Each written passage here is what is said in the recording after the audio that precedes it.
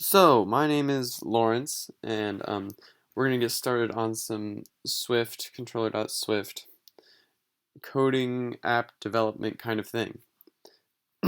So, I'm not going to go through everything that you got to do to start making an app and stuff like that. I'm just going to go through some of the stuff that I struggled with most when trying to get the idea of all this stuff. This is the stuff that you start out with right here.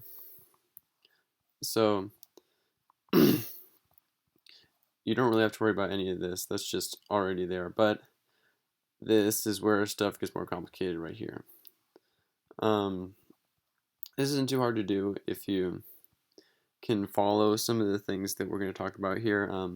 You can see what all this does as I labeled it down here. Like, this disposes of any resource that can be recreated, meaning stuff like if the UIKit creates something that you can make, then it gets rid of it. That's just something that I like, because then it doesn't clutter up your processing power and stuff like that. Just stuff like that, stuff that you don't need, but depending on what kind of project you want to do or what kind of app you want to build, it can be helpful in many situations. It goes all the way down to here.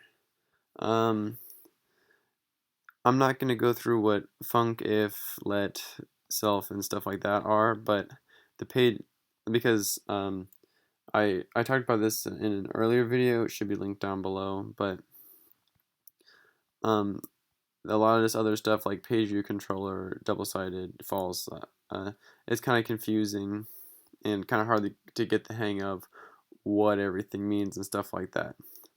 So I'm going to go over that in just a little bit here, but first we're going to do some review on like this thing. This right here is it's simply the main storyboard. Hold up. Yeah, I don't know why it's doing that, but it's simply the main storyboard.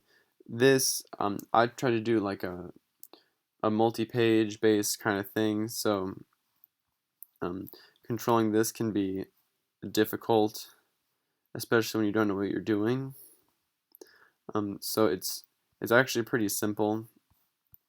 One thing that I struggled with a lot was having to you can see I don't have any extra pages here, but having to take a page and split it into different pages using a toolbar, which comes down here, navigation controller and stuff like that. The toolbar is really awkward to deal with for like control and stuff like that, but um, there are a lot of other YouTube sources and stuff like that that do better than I do in explaining that, which will be linked below as well. But this is the main thing that I had trouble with. So app delegate, that is just all of your starting stuff. What happens right when you press the app icon on your phone, like startup stuff and stuff like that. The root view controller Swift, you see this is the root view controller. So this is like Clash of Clans. When you open it, then it connects to the server and you get that picture and the loading screen. I don't know if all you play Clash of Clans, but that's kind of what that is. It connects you to a server if that's what's necessary. It connects you to the app itself. It creates a loading screen, stuff like that. I didn't have to mess with that very much because it didn't involve much loading or anything like that. And the data view controller, that is not exactly what the app does, but all the stuff that you have within the app. Like if you have a picture, then it's collected in the data view controller, and if you have something else, like maybe a certain integer that you put in at a certain time, then it's got to be collected right in the data view controller right here. The model control, that's where all of your code goes basically.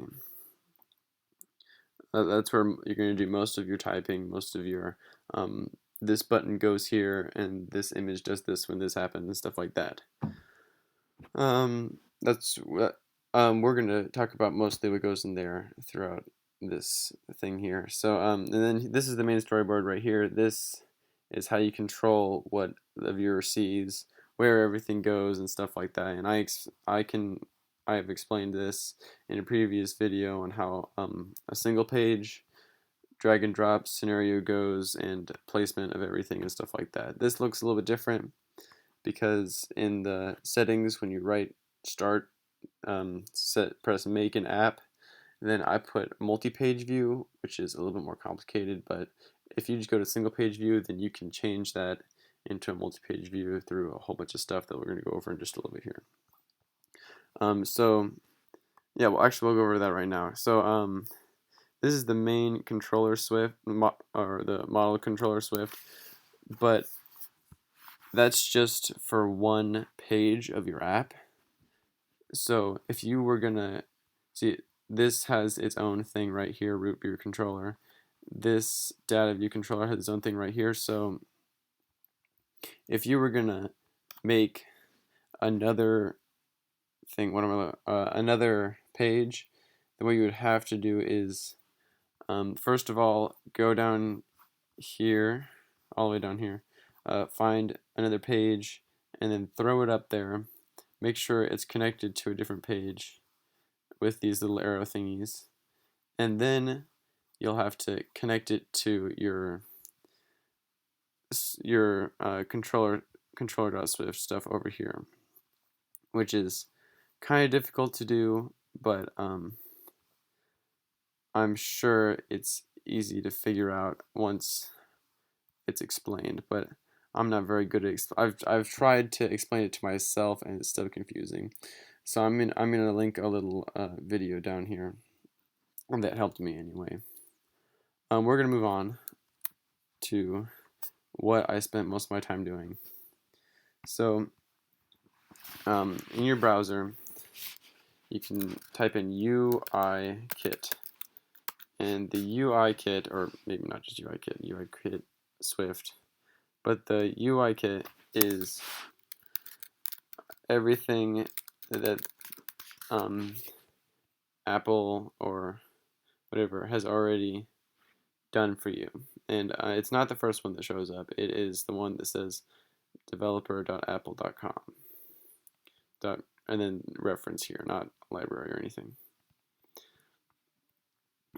So this is like everything that Apple pre-does for you, so that you can just type in this command and it'll happen instead of having to type out all the logistics of what everything happens. So this is explaining what it is and stuff like that. But down here is where it all lies. Stuff like image controlling. It goes on and on and on. And this is your main source of stuff that you can use when you want to make a feature in your app. So it just goes on and on. So we're gonna try to just pick something a little bit simpler.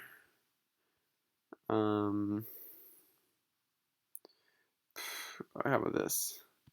Pop over background view. Most of them have a simple name that is easy to know what it is. This explains exactly what it does. And what really helps me is reading through this, like every single thing. Sometimes it's kind of hard to navigate through. You have to know what all of the, like what a method and a subclass is. But once you get that, then it's not that difficult to navigate and start understanding what everything is. And then next time you want to use this certain, in this case, pop over background view, then it'll be pretty easy to be able to just do all this. Now, subclassing notes is something that was very difficult for me to take a hold of. If you read this, then it might be kind of confusing at first because this is everything that could happen on the outside of your class. You would make a class here, but this is everything that you could add to it if you wanted. So I read this, but try not to mess with it too much, because if I did, then it would end up doing wonky things that I didn't want it to do, because I'm not as experienced as one would have to be able to do all this kind of stuff. Sometimes you can do a simple thing like, I don't know, change the arc of the popover or something like that. I'm not exactly what this thing is because I haven't read on it yet. Um, this is these are very helpful, I would say. Um, just clicking on them and seeing what they are, what they do, and stuff like that can really help you understand the class in itself. And by doing all of this reading and stuff like that, it's a lot easier to understand Swift as a language because you're understanding all of these key keywords, key frames, and um, I don't know what I'm looking for, but stuff like that. It was really helpful in my learning process to actually click on all this, do a lot of reading, and it takes a long time for me to grasp things that way. So for me, it's a little bit harder, but I'm sure some people they'll just zoom through this kind of stuff. This is what I used not to help me write the code, but more to help me make sure I'm doing things correctly. Because here you can just click on stuff like this, and you can realize, oh, that shouldn't be there because it's not a variable, or it's not a let, it's a var, and that can help so much in so many ways. Sorry, my internet's a little bit slow, but you get the idea anyway. So what I spent a lot of my time when trying to figure out what everything does and try to delve into the language a little deeper was all of this stuff, all of this stuff that I just had a hard time grasping through words and stuff like that. Um, Also, searching things just on Google or whatever can never hurt. There are so many good resources out there that are just a little bit confusing because of the language that they use. And once you get past that barrier of understanding big words or what a subclass is or corresponding, or why would they put this large of a word in a thing like this, but um, once you get past all of that just by reading, understanding, and reading over and over again, then you can really start to actually understand and learn what the language is and what it means. Now, I'm going to tell you a little bit about myself and what I learned through all of this stuff that I did, because I think it might help you in the future or in your studies in this thing. When doing stuff like this, I didn't actually get to the point where I started making things that I like being able to make progress within your app. I didn't actually get anything on the screen. It was a goal for me to make a white screen instead of the app crashing immediately. So it was really hard for me to be motivated and stuff like that to actually get things done because I wasn't getting anything. I didn't feel like I was getting anything done when I was working. But really, when I look back, I learned a lot, not just in app building, but in stuff like understanding certain kind of people when they talk or when they write reviews or type something up. It's always been hard for me to understand stuff like that because they talk in weird phrases that I think should be switched around.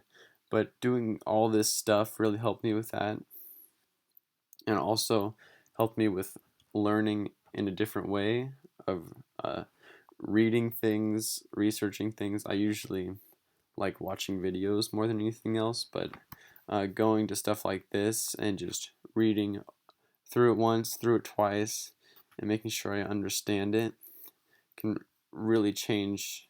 It really changed my way of learning in a couple different ways. Also, what this project kind of thing has taught me is that um, I like coding, but I don't like doing it. I like how it makes sense. I like I like how it makes sense logistically. I like how everything has its place, but I don't like actually typing the code. I haven't enjoyed anything except for learning how to do it. Once I actually start writing the code, then I just zone out and have a hard time concentrating on all that kind of stuff. But that's just me. If you want to go into this kind of thing, then I think just your maybe not following a tutorial or anything like that is going to help you as much as just your own mind and your own thinking, you researching things, you looking up this in particular video, you reading this in particular UI class or something like that, and you can go leaps and bounds. I'm sure somebody smarter than me could do this and could uh, acquire the entire language in probably a week or two. And um, I could tell from the stuff that I was doing that Swift is a lot easier than Xcode. Xcode is the language that was used before Swift to build apps, and Swift is just a lot easier to grasp at first. So if you had a hard time doing this kind of thing with Xcode, this might be a lot easier for you. But that's kind of what I did. I'm gonna show you the rest of what I did, just because I think it might be necessary. These things, um, I I don't remember exactly how much of the stuff was already there, but I think at least this was there. But stuff like this, override func, do any additional setup after loading view. I guess that was probably already there, but just knowing what that does and knowing how it does it kind of can help in a lot of ways. This is the same kind of thing that I had on the other thing. And just stuff like this, that this just says that when a picture is received, and then show it, which you think should be implied, but it really isn't. And stuff like this, I just didn't enjoy that much because I felt like, well, now a picture will show, but I'm not actually doing anything. I feel like I haven't actually accomplished a goal or anything like that. I don't feel a need to really look at this too much, but this is where things got a little bit interesting. But just typing out all of this long things, I don't, I, I just didn't enjoy this at all. It took and having to get every letter correct, and if it doesn't work, searching every. At one point, I had this as an A, I think, this E as an A. I read through the whole thing like 10 times. Could not figure out what was wrong with it. I was just thinking, it's gotta be, it had to be something, but I just couldn't figure it out for so long.